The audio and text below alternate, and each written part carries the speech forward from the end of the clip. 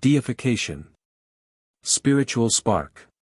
May 25, 1955 BD number 6269.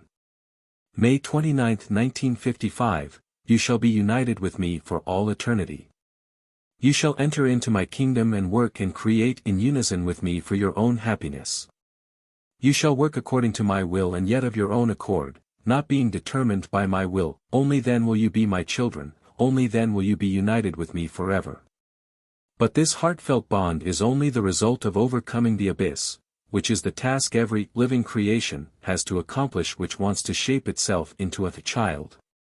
The path out of the abyss makes great demands on the creature, yet these demands are always attainable because my love constantly draws it upwards and because my love supports every living creation where its strength is not sufficient. Hence, it is only expected that the living creations will desires its ascent from the abyss, then it will never lack the strength to reach the goal, because the beings will in the past also cause the opposite, its fall into the abyss and separation from me. However, everything that strives away from me is and will remain weak since it rejects my strength of love, and only when it is willing to accept it again, will it also have the strength to travel the path back to me, into the Father's house. The just punishment for the voluntary apostasy from me would be eternal damnation, thus eternal separation from me, which signifies extreme agony for a created free being full of light and strength.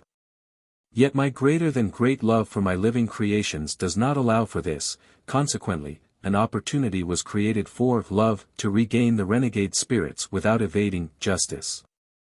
Eternal love itself redeemed the guilt. I came to earth and atoned for the immense guilt so that the return of the once fallen spirits became possible again, yet it depends on the will of the living creation. And in order that this will should turn to me again, in order that I would be aspired to as the highest goal by the beings in the abyss, I influenced these beings through my spirit, i.e. the love, which is my fundamental nature, whose strength brought everything into existence. Also looked for a way to enter the hearts of my living creations which had already started on the path of return to me within the framework of my eternal order, but which nevertheless must one day voluntarily profess as to whether they want to continue on the path to me or return to the abyss again.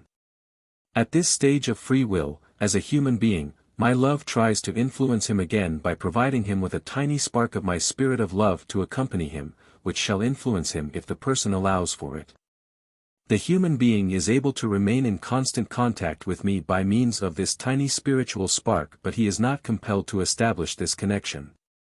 Nevertheless, the spirit within the person is an immensely helpful factor which offers the guarantee that a person will find unity with me, providing his will no longer offers open resistance to me. When I myself accomplished the act of salvation as Jesus, the human being, when I took the immense guilt of sin upon myself and atoned for it, it cleared the path from the abyss to higher spheres for the first time. But then I also conveyed to people who were willing to take this path the strength they had hitherto lacked. I myself made contact with them and no longer left them without help. I myself associated with them through the spiritual spark, yet leaving it up to each individual as to whether he wanted the connection with me, for I do not impose myself and my spiritual strength on any living being, but I make it available to them so that everyone can be permeated by my spirit and its strength, providing he wants it. My spirit is my part.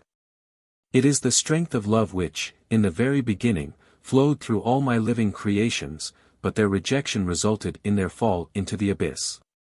All people can receive my strength of love again without restriction once they have liberated themselves from their past guilt of sin by acknowledging Jesus Christ as Redeemer and by appealing to Him for forgiveness of their guilt.